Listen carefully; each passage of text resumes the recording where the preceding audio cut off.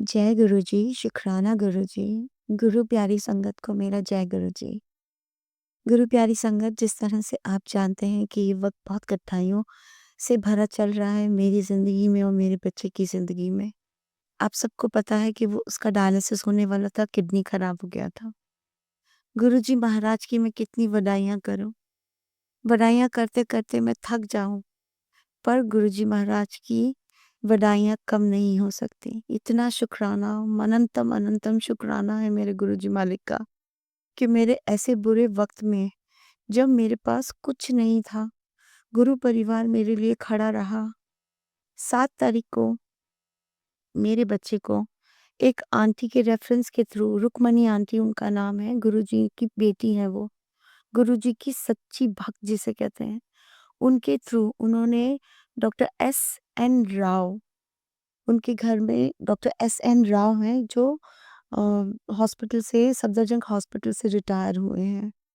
उनके रेफ़रेंस से मेरे बेटे का नेफ्रोलॉजी डिपार्टमेंट के जो एचओडी हैं, उनके थ्रू बात करके मेरे बेटे का 7 तारीख को वो हॉस्पिटल में एडमिट हुआ था। गुरु प्यारी संगत में फिर से आपको वो ये शब्द रिपीट कर रही हूँ, 7 तारीख को, इस महीने की 7 तारीख को गुरुजी ने उसे एडमिट करवाया था। उसके बाद 8 तारीख को मेरे बच्चे का डायलिसिस हुआ है, रात शाम को 7 बजे। अब मैं आपको विस्तार से अपना पूरा सत्संग सुनाने जा रही हूँ। गुरु प्यारी संगत, अपना सत्संग सुनाने से पहले मैं गुरु जी का मंत्र जाप करना चाहूँगी, जिन्होंने मेरे बेटे को अपनी गोदी में बिठाकर उसका डायलिसिस क्या, उसका हर इलाज उसके साथ पल-पल गुरुजी रहे हैं। मेरे साथ गुरुजी पल-पल रहे हैं। पिछले सत्संग में मैं कितनी रोई थी अपने बच्चे को लेके, पर इस सत्संग में गुरुजी ने मुझे बहुत-बहुत ठंडाई दी है। गुरुजी, मैं आपके मंत्र जाप के साथ, मेरी वाणी से जो भी शब्द निकलता है, वो आपके द्वारा निकला हुआ शब्द हो, बस मैं इतना जानती हूँ। गुरुजी, मैं ये सत्संग जो आपकी संगत को सुनाने जा रही हूँ आपकी वडाइयों में, बस आपके मंत्र जाप के साथ शुरू करूँगी। गुरु प्यारी संगत, गुरुजी, अगर बोलने में मेरी कोई गलती हो जाती हो, तो अपनी नासमझ बेटी को माफ़ कीजिएगा। ओम नमः शिवाय, शिव जी सदा सहाय। ओम नमः शिवाय, गुरु जी सदा सहाय। गुरु प्यारी संगत, बात ऐसी है कि मैं बहुत ज़्यादा परेशान चल रही थी, हद से ज़्यादा परेशान। 1 महीने से मैं धक्के खा रही थी हॉस्पिटल से। बस हॉस्पिटल जाती, उसको एडमिट कराती, वो लोग छुट्टी कर देते, डिस्चार्ज कर देते। इस तरह से एक दिन मैंने, गुरु जी के एक भक्त हैं, जिन सोनू अंकल, उनको सब सोनू भैया बोलते हैं। मैंने उन्हें अपने बेटे की तकलीफ बताई कि अंकल ऐसी-ऐसी बात है, मेरे बच्चे के साथ ऐसी परेशानी चल रही है। अंकल ने जिस जिस ग्रुप में वो थे, अंकल ने उस ग्रुप के अंदर पूरा मैसेज डाला। उसके बाद जो मेरे पास गुरुजी की रहमत से, गुरुजी के परिवार ने, गुरुजी के परिवार के सदस्यों ने जो मुझे फ़ोन करने शुरू किए, किसी ने मेडिसिन्स की हेल्प करी, किसी ने गुरुजी की मेहर से मेरे बेटे को खून की हेल्प करी, जो ब्लड उसको चढ़ना था। और एक आंटी, रुक्मणी आंटी, उन्होंने मुझे कॉन्टैक्ट किया। वो उन्होंने तो मेरे बेटे को अपना ही बेटा समझ लिया था। मतलब ऐसा हो गया था उनका हाल कि मुझसे ज़्यादा परेशान रुक्मणी आंटी, जो गुरुजी की बहुत ही प्यारी बेटी हैं, वो।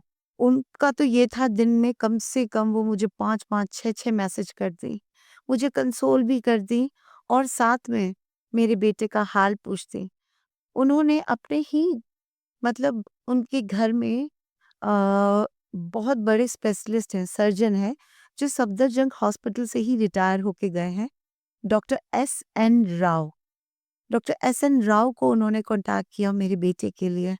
और गुरु प्यारी संगत, आप विश्वास नहीं करोगे कि उसके बाद, जैसे कहते हैं ना कि रिवर्स में चलने लगी थी चीज़ें। रिवर्स में कैसेट घूमती है ना, जल्दी-जल्दी, वैसे आंटी ने कॉन्टैक्ट किया डॉक्टर एस.एन. राव से। एस.एन. राव को बताया मेरे बच्चे की जो तकलीफ़, कि उसका 20% दिल चल रहा है, साथ में उसकी किडनी एक किडनी कोलैप्स हो गई है। आंटी ने उसका पूरा ऐसे ध्यान रखा, दूर रहते हुए भी, जैसे वो उन्हीं का बच्चा हो। शमिष्ठा करके एक आंटी हैं जो बाहर इंडिया से बाहर रहती हैं। वो भी ऐसे परेशान हो रहे थे जैसे उनके घर में किसी को बहुत बड़ी तकलीफ आ गई हो। मैं आपको सिर्फ ये बताना चाह रही हूँ कि गुरु प्यारी संगत में जो गुरुजी ने परिवार बनाया है, वो परिवार ऐसे दहल गया था जैसे हर किसी के घर में सुनने के बाद ये मैसेज हर किसी के पास पहुंचने के बाद ऐसे वो सारे परिवार दूर-दूर बैठे हुए ऐसे दहल गए थे। एक रत्नेश अंकल हैं, वो सब ऐसे दहल गए थे, उनका दिल दिमाग ऐसे दहल गया था जैसे उनके घर में अचानक से कोई विपत्ति आ गई हो। रात-दिन वो बस और एक बॉम्बे में आंटी रहती हैं, उनकी बिटिया भी बाहर इंडिया से बाहर रहती है, जर्मनी में रहती है, उनका नाम तो मुझे नहीं पता। उन आंटी ने और उनकी बिटिया ने मेरे बेटे के लिए सबने ये जितना मैंने आपको नाम बताया, इसके अलावा भी बहुत सारी गुरु प्यारी संगत थी जिन्होंने मेरे बेटे के लिए दिन-रात एक कर दिया। किसी ने प्रार्थनाओं में, किसी ने मेरे को हेल्प में। अब मैं फिर से आपको बताने जा रही हूँ स रुक्मिणी आंटी के बारे में। रुक्मिणी आंटी ने डॉक्टर एस एन राव से बात करी। डॉक्टर एस एन राव ने ना दिन देखा ना रात। जो नेफ्रोलॉजी डिपार्टमेंट के एचओडी हैं, डॉक्टर हैं, उनसे ना रात को 12 बजे देखा, ना 2 बजे देखा। उन्होंने उनसे कॉन्टैक्ट किया। मेरे बेटे के लिए उन्होंने अपॉइंटमेंट माँगी और पता है उन्होंने क्या कहा? कि घर का ही बच्चा है, जवान बच्चा है, मेरे ही परिवार का बच्चा है। आपको प्लीज़ थोड़ा समय निकाल के उस बच्चे को देखिए। और तुरंत मतलब मेरे बच्चे को नेफ्रोलॉजी डिपार्टमेंट में देखा गया। जो उसकी कंडीशन थी, अगर 2 दिन भी ज़्यादा हो जाते, तो वो शायद गुरुजी के चरणों में उसको जगह मिलती। ऐसा बोलना मेरे लिए गलत है क्योंकि गुरुजी हर चीज़ देख रहे हैं। पर इंसान होने के नाते मेरे लिए ऐसा कहना बहुत मतलब मैं इंसान योनि में आई हूँ, तो मैं जितना सोच सकती हूँ, जितना समझ सकती हूँ, उतना ही कह पाऊँगी। पर आगे की ज़िंदगी तो गुरुजी ने डिसाइड कर रखी है ना। गुरु प्यारी संगत, आंटी ने तुरंत मुझे कहा कि आप 10 बजे हॉस्पिटल पहुँच जाओ, वहाँ आपको डॉक्टर देखेंगे। उनके कहे अनुसार हम साढ़े 9 पौने 10 बजे डॉक्टर के पहुँच गए। उन्होंने उसे देखा और तुरंत कहा, इसका डायलिसिस डॉक्टर हिमांशु ने तुरंत बोला कि इसका डायलिसिस बहुत ज़रूरी है, बिना डायलिसिस के कुछ नहीं हो पाएगा। एक डायलिसिस बहुत ज़रूरी है। उन्होंने तुरंत अपने जो उनके अंडर पे डॉक्टर विवेक थे उनको बुलाया। डॉक्टर विवेक को कहा कि बेड्स कितने अवेलेबल हैं? उन्होंने कहा सर बेड्स अभी अवेलेबल नहीं है, कल तक हो पाएगा। बस उन्होंने मुझसे कहा डॉक्टर ने कि आप चाहो तो इसे अभी एडमिट करवा दो इमरजेंसी में, उसके बाद ना इस जैसी बेड खाली होगा हम तुरंत इसको ट्रांसफ़र ले लेंगे। गुरु प्यारी संगत उसके बाद तो ऐसे काम होना शुरू हुआ जिसमें मेरे कोई एफर्ट्स नहीं लग रहे थे। ये बात बता रही हूँ मैं 7 तारीख की इसी महीने। 7 तारीख को उसे एडमिट कर लिया गया। एडमिट करने के बाद 8 तारीख को रुक्मणी आंटी के किसी नोन के यहाँ पर सत्संग था। पूरा सत्संग गौर से सुनिएगा, आखिरी तक सुनिएगा। ये एक सत्संग उन परिवार के लिए भी है जिनके घरों में लोग बीमार हैं अभी इस वक़्त। तो वो गुरुजी से एकदम से मुँह ना मोड़ें ये सोच के कि गुरुजी कुछ नहीं कर रहे। जब सही वक़्त लिखा होता है ना, तभी गुरुजी सारी चीज़ें कर रहे होते हैं। उससे पहले गुरुजी आपके कष्ट कैसे काटने हैं, वो काटते हैं। जैसे मैं सोच रही थी गुरुजी इतनी परेशान हो रही हूँ मैं, इतनी परेशान हो रही हूँ, कुछ तो करो, कुछ तो करो। पर गुरुजी सच में कर रहे थे पर मुझे नहीं पता चल रहा था। मैं तो इंसान हूँ ना, मुझे कैसे पता चलेगा? फिर उसके बाद 8 तारीख को उसका मेरे बेटे का ना डायलिसिस का टाइम मिला। डॉक्टर ने बोला 4 बजे आ जाओ, फटाफट उनके वहाँ बेड अवेलेबल हो गया था। फिर मैंने रुक्मणी आंटी को फ़ोन करके कहा आंटी ऐसी-ऐसी बात है, बेटे के डायलिसिस के लिए टाइम मिल गया है। तो आंटी ने बोला कि आप आराम से डायलिसिस के लिए जाओ, कुछ नहीं होगा, गुरुजी साथ में हैं, आप जाओ और मैं भी आ रही हूँ सत्संग के बाद। देखिए गुरुजी ने क्या चमत्कार किया। उससे पहले मतलब 4 बजे का टाइम दिया गया था ना, 4 बजे डायलिसिस के लिए हम लेकर पहुँच ही नहीं पाए बच्चे को, क्योंकि उससे पहले की कई रिपोर्ट्स थी जो डॉक्टर को नेफ्रोलॉजी डिपार्टमेंट के अंदर भेज मतलब डायलिसिस कराने से पहले वो रिपोर्ट्स उन प्रिस्क्रिप्शन के अंदर अटैच करनी थी। अब हुआ ये कि ये सब प्रोसेस करते-करते 6 बज गए। आंटी का कॉल आया कि आप कहाँ पर हो? मैंने बताया आंटी इमरजेंसी से हम उसको डायलिसिस के लिए लेकर जा रहे हैं। आंटी ने कहा ठीक है आप किसी को भेजिए या मुझे अपना जिस डिपार्टमेंट में आपको वार्ड में आपको एडमिट करा है वहाँ का एड्रेस भेजिए। मैंने अपने हस्बैंड को बोला कि रुक्मणी आंटी आई हैं गुरुजी का प्रसाद लेकर। मेरे हस्बैंड फिर उनको ऊपर लेकर आए। गुरु प्यारी संगत नोट कीजिएगा यहाँ से जब आंटी जी आईं, मैंने उन्हें पहली बार देखा था और उन्होंने पहली बार मुझे देखा था।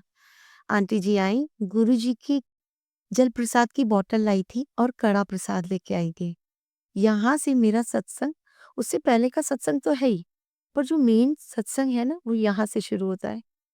गुरुजी की बस आंटी मुश्किल से 3 से 4 मिनट रुके होंगे।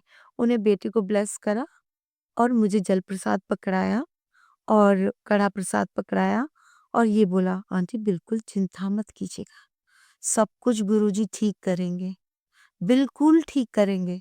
गुरुजी हैं, बच्चे के साथ हैं।" क्योंकि मैं उसे देखकर गई थी ना, आंटी बता रही थी, तो लग ही नहीं रहा था कि आपका बच्चा जिस तरह से आपने रिपोर्ट्स भेजी थी, उस तरह से परेशान और बीमार है। बस आंटी का ये कहना था, उसके बाद हम उसे जब डायलिसिस के लिए लेकर गए, उसको 7 नंबर की लिफ्ट से गुरुजी लेकर गए। वहाँ लिफ्ट नंबर 7 ही चल रही थी, बाकी सारी लिफ्ट खराब पड़ी थी। गुरु प्यारी संगत 7 नंबर की लिफ्ट से हम उसे लेकर गए। जैसे ही उसे नेफ्रो के आईसीयू में एडमिट कराया, उस समय मेरे बच्चे को 16 नंबर का गुरुजी ने बेड ब्लेस किया था। बेड नंबर 16 7 बजे उसके गले पे कट लगा है। मैंने एक 1 मिनट को स्क्रीनशॉट किया हुआ है। आप लोग चाहेंगे तो मैं ज़रूर आपके संग शेयर करूँगी। मैंने तुरंत स्क्रीनशॉट लिया था जब मेरे बेटे के अंदर वो नलियाँ डाली जा रही थी गले से। जिनको पता होगा डायलिसिस कैसा होता है, कितना पेनफुल होता है, उन्हें पता होगा। 16 नंबर के बेड पे लेटाने के बाद डॉट 7 बजे मेरे बेटे का प्रोसेस शुरू हुआ, गले में कट लगा, सब कुछ हुआ। मैं अंदर गई तो मैंने बेटे के पास खड़ी हुई तो जैसे छोटे बच्चे बिलबिलाते हैं ना, होठ को ऊपर करके, ऐसे मेरा बच्चा बिलबिलाने लगा। मैंने तुरंत उसको कहा, "तेरी जेब में कुछ है ना?" तो उसने कहा, "हाँ, मम्मी।" धीरे-धीरे, "मेरे पास गुरुजी का स्वरूप है।" मैंने कहा, "फिर? जो होना था वो हो गया ना? अब चिंता मत कर, गुरुजी तेरे साथ हैं बेटा, बिल्कुल साथ हैं तेरे।" अब 16 नंबर के जिस बेड पे उसका डायलिसिस शुरू हुआ ना, गुरु प्यारी संगत आप विश्वास नहीं करोगे वो मशीन ही नहीं चल रही थी। अब मैं गुरुजी से कह रही गुरुजी ये नंबर 16 नंबर बेड 1 + 6 = 7 ये नंबर आपने ब्लेस किया है मेरे बेटे को, ये बेड आपने ब्लेस किया है। अब मुझे नहीं पता मेरे बच्चे का क्या होगा। ये 7 नंबर आपने ब्लेस किया है, अब आगे आप देखो क्योंकि इस बेड पे जो मशीन लगी है वो चल नहीं रही है। मुझसे डॉक्टर्स ने कहा आप एक काम कर सकते हो, मैंने बोला बताइए? आप पेशेंट को इधर शिफ्ट कर सकते हो। मैंने कहा कौन से बेड पे? उन्होंने कहा 18 नंबर पे। 18 का मतलब 8 में से 1 माइनस हम करेंगे तब भी 7 आता है। मैंने कहा बेटा मेरा चल फिरने लायक नहीं है क्योंकि उसको ना हम लोग सिर्फ व्हीलचेयर पे ले जाते हैं। उन्होंने कहा आप कुछ मत करिए।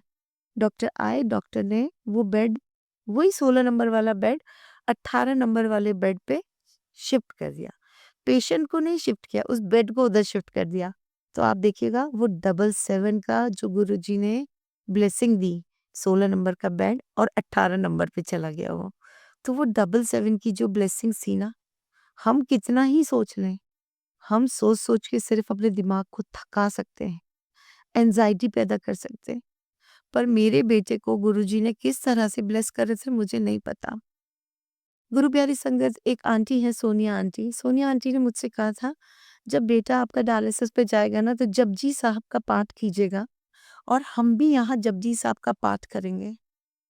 मैंने जितनी भी ग्रुप थे गुरुजी के, सबको इन्फॉर्म कर दिया था कि बेटा डायलिसिस के लिए चला गया है।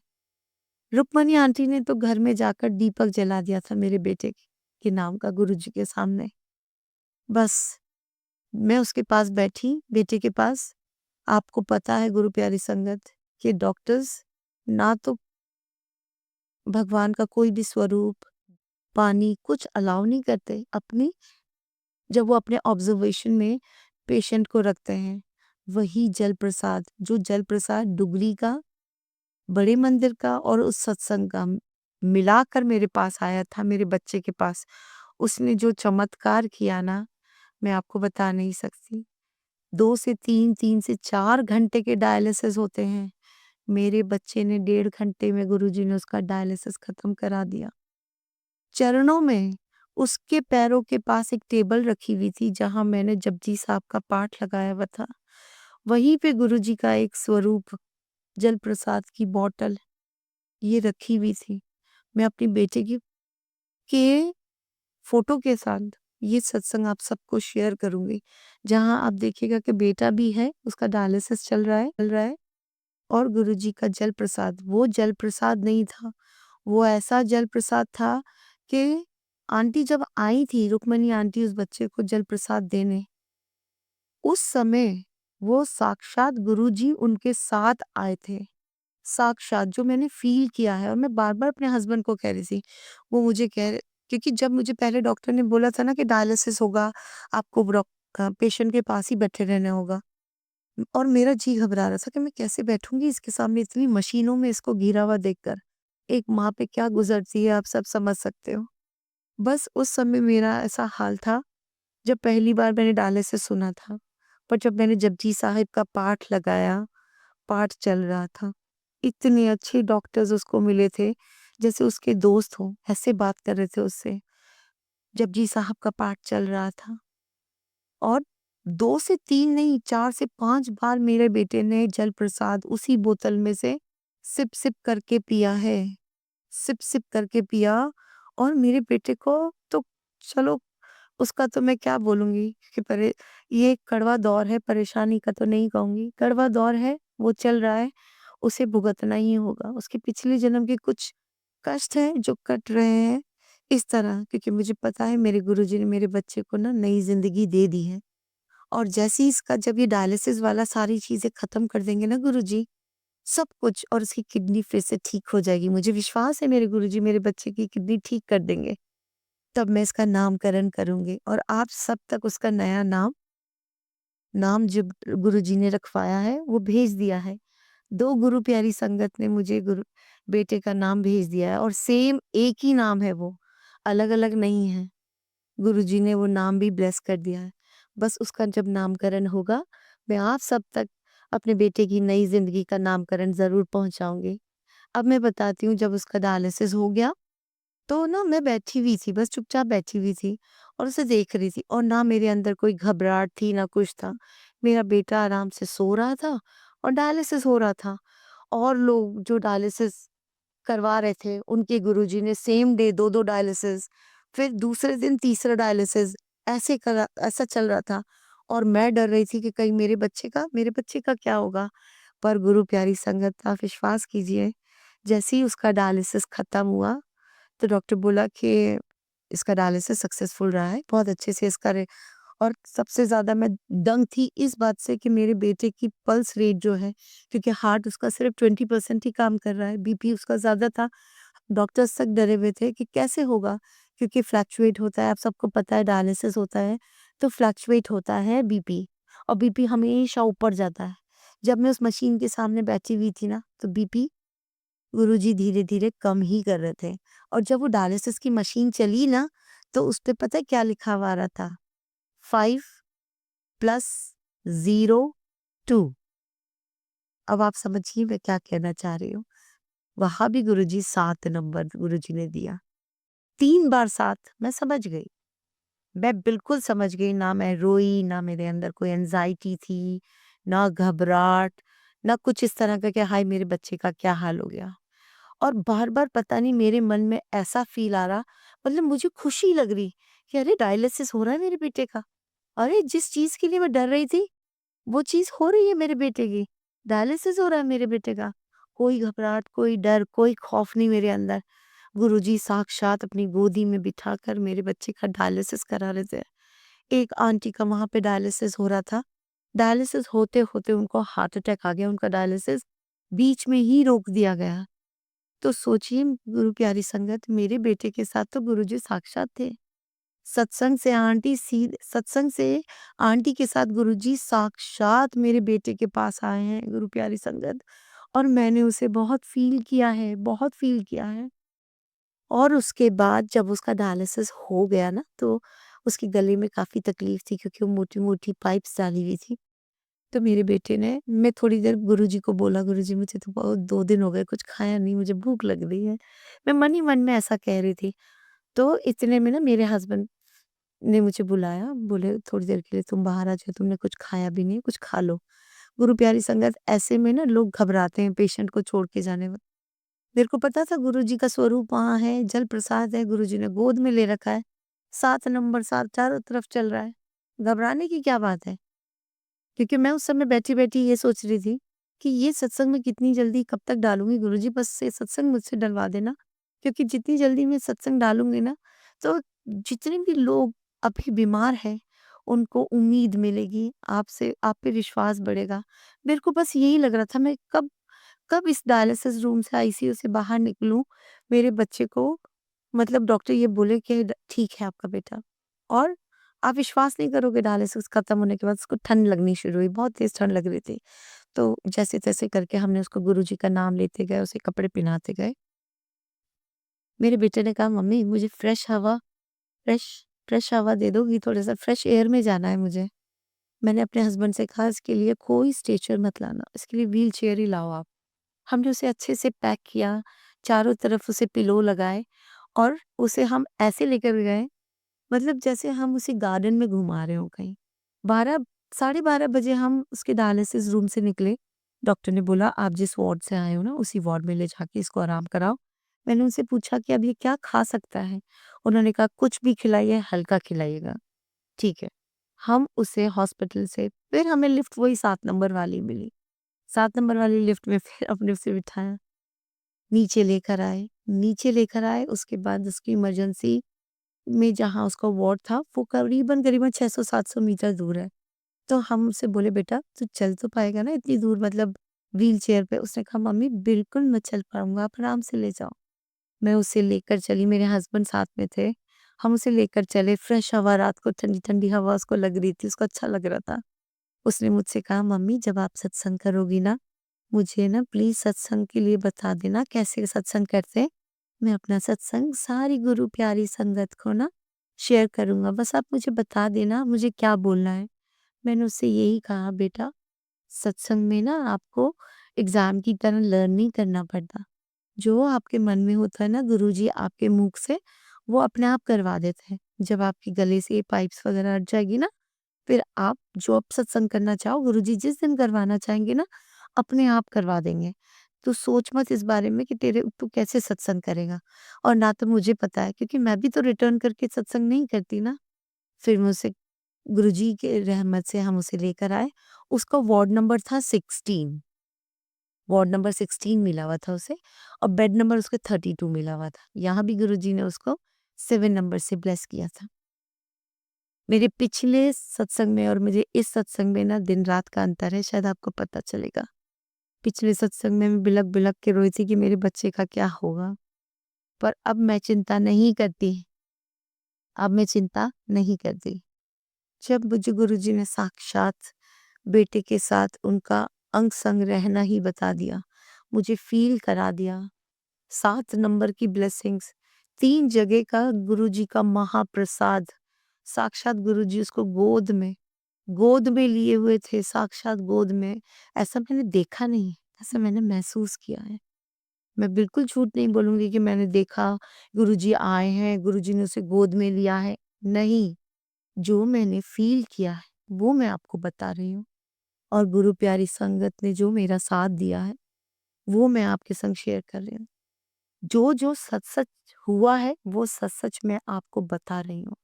मैं कुछ नहीं बोलूँगी कि नहीं मेरे को गुरुजी सपने में आए, मेरे बेटे के आए, उन्होंने ऐसा किया, जा तुझे ब्लेस कर दिया। नहीं, जो हुआ है, मैं आपको वही बता रही हूँ। जब हम उसे डायलिसिस के बाद उसके रूम में ले गए, वार्ड में ले गए 16 नंबर में, वहाँ पे जाकर उसको हमने लिटा दिया। जो भी डॉक्टर ने उसको एडवाइस किया था, वो हमने उसको खिलाया। 1 रोटी खिलाई दाल के साथ और गुरुजी के महाप्रसाद जो था उनका, जल प्रसाद उसके साथ दवाई खिलाई। मेरा बेटा सो गया। मेरा बेटा एक्चुअली ना बेड पे सीधा नहीं सो पाता है। उसको 45 डिग्री के एंगल पे ही सो पाता है। वो सो गया, सुबह उठा, उसको कुछ डॉक्टर ने टेस्ट लिखे थे, वो टेस्ट हुए। टेस्ट भी उसके 108 नंबर में होते थे। यहाँ भी 7 नंबर था। फिर शाम को ना 3 बजे करीब मेरे हस्बैंड ने आके मुझे कहा कि ना बेटे को ना डिस्चार्ज मिल रहा है, डॉक्टर ने बोला है वो बिल्कुल परफेक्टली ठीक है, आप उसे घर ले जाओ। मैंने कहा ये तो गुरु जी महाराज की कृपा है, नहीं तो डायलिसिस के बाद तो डॉक्टर ऑब्जर्वेशन में 5-5 6-6 दिन लोगों को रख रहे हैं। मैंने गुरु जी का शुक्राना किया। बेटे को 4:30 बजे डॉक्टर ने डिस्चार्ज समरी बना दी और 5 बजे तक हमने उसको गाड़ी में बिठा दिया था। बेटा आराम से खड़ा हुआ नीचे आया, व्हीलचेयर नहीं मिली थी उसके लिए। वो बोला मम्मी मैं पैदल चल लूँगा, आप टेंशन मत करो। डायलिसिस के बाद इंसान की क्या हालत होती है, वो उन्हें पता है जिनके घर में इस तरह के पेशेंट हैं। मेरा बेटा आराम से पैदल चल के नीचे तक आया, सेकंड फ्लोर से। गाड़ी आने में कम से कम 5 से 7-8 मिनट लगे। वो वहीं खड़ा रहा। मैंने उसे बोला भी बेटा बेंच खाली है, इस पे बैठ जा तू थक जाएगा। बोला नहीं मम्मी मैं ठीक हूँ। मैं बिल्कुल ठीक हूँ, मैं ठीक हूँ, आप चिंता मत करो गुरुजी हैं मेरे साथ। उसका इतना कहना होता था, जो बेटा मेरा गुरुजी को मानता नहीं है, आज तक नहीं माना उसने। गुरुजी की सेवा भी करी उसने, गुरुजी के लंगरों में जाकर और सत्संगों में जाकर। पर कहता था मैं तो सिर्फ शिव जी को मानता हूँ। आप गुरुजी को मानती हो इसलिए मैं उनकी बहुत रिस्पेक्ट करता हूँ। पर मैं मम्मी सिर्फ शिव भगवान को ही भगवान मानता हूँ। मैं गुरुजी को भगवान नहीं मान सकता। और आज वो बोलता है, मम्मी मुझे सत्संग बता देना और आप मुझे अब दोबारा कब लेके जाओगी बड़े मंदिर? अब मुझे बड़े मंदिर लेकर चलना, मैं चलूँगा। तो ये मेरा सत्संग है। गुरु प्यारी संगत आज 8 तारीख के बाद से आज मेरा बच्चा घर पर है। दोस्तों के कॉल आते हैं, हँसता है, बोलता है, सब करता है। सब करता है वो। खूब हँसों के ठहाके आते हैं उसके। खूब हँसी के ठहाके आते हैं उसके। खूब हँसता बोलता है। गले में पाइप लगी है उसकी। पर देखो उसके कमरे में मैंने गुरुजी का ना बड़े मंदिर से आया हुआ कैलेंडर लगाया हुआ है। उसमें गुरुजी का बहुत ही खूबसूरत सा स्वरूप है। वो अपने कैलेंडर गुरुजी उस कैलेंडर से उसके दिन काट रहे हैं। मेरे बच्चे को गुरुजी ने जो नई ज़िंदगी दी है ना मैं उसके लिए गुरुजी का अनंतम अनंतम कोटि-कोटि लख-लख बार शुक्राना करती हूँ कि मालिक जैसे मेरे बच्चे को तूने नया जीवन दिया है, इस दुनिया में बहुत से माँ-बाप ऐसे हैं जो अपने बच्चों को लेके दुखी हैं। हर तरह से दुखी है, संभाल ले उन बच्चों को, उन माँ-बापों की उम्मीदों को अपने विश्वास में बाँध दे। बाँध दो गुरुजी बाँध दो, क्योंकि महाशक्ति, महाशिव, मेरे नीलकंठ महाराज, जीवन देना अगर आपका काम है, तो मृत्यु भी आप ही देते हो। मृत्यु को टालना भी आपका काम है।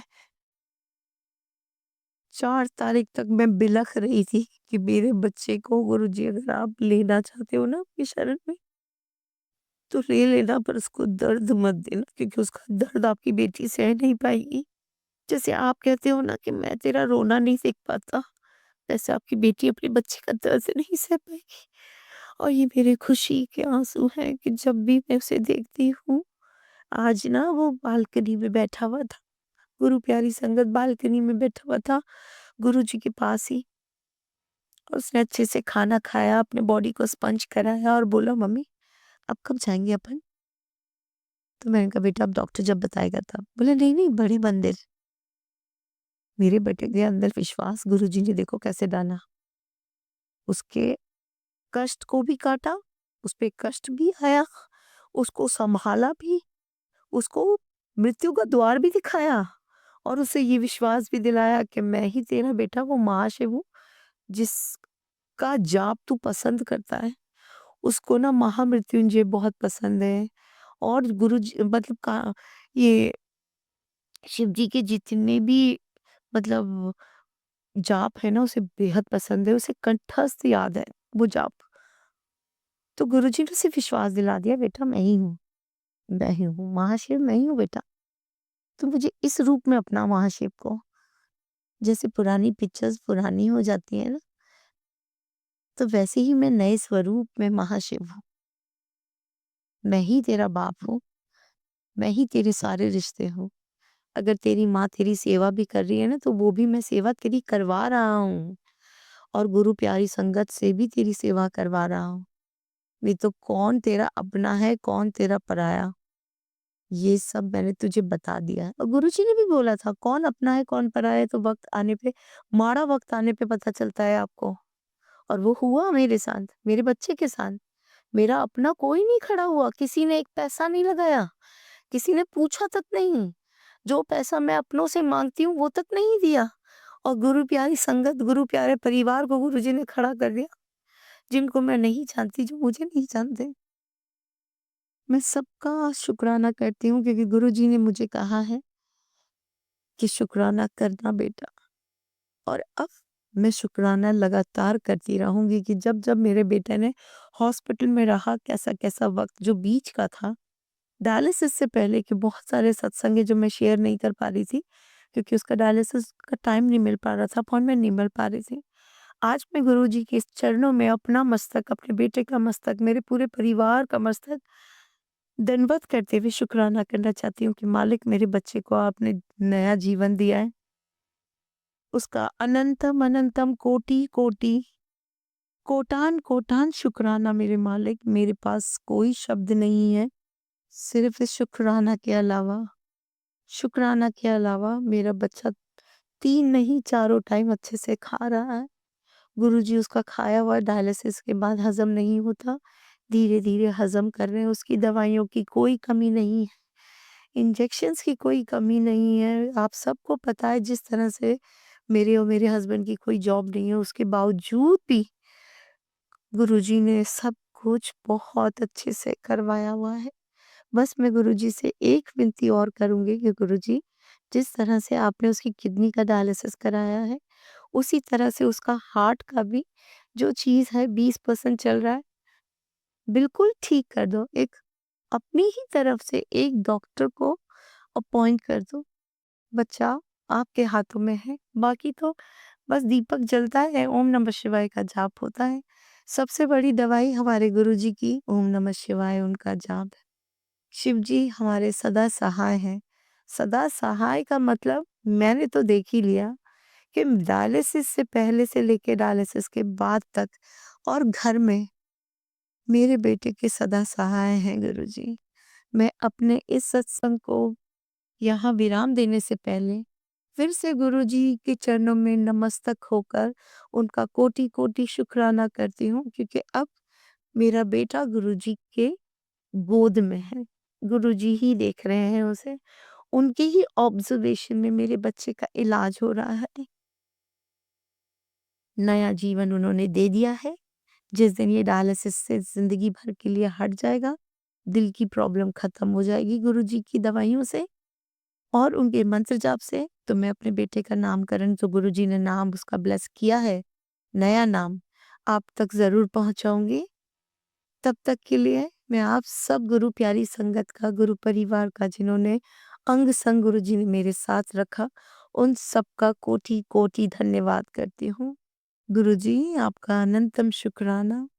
मेरे इस विश्वास को जो आपने बढ़ाया है, मेरे बेटे के विश्वास को जो बढ़ाया है, इसके अलावा मेरे पास और कोई विश्वास का सत्संग नहीं हो सकता क्योंकि ये ज़िंदगी का मेरी सबसे बड़ा सत्संग है। और मेरा बेटा अब हर सत्संग में जाकर ये सत्संग करेगा कि गुरुजी ने मेरी को नई ज़िंदगी ब्लेस की है, नई ज़िंदगी। ओम नमः शिवाय। शिव जी सदा सहाय। ओम नमः शिवाय। गुरु जी सदा सहाय। मेरे मालिक, कोटि कोटि कोटि कोटि अनंतम अनंतम शुक्राना मेरे मालिक, आपका बहुत बहुत शुक्राना।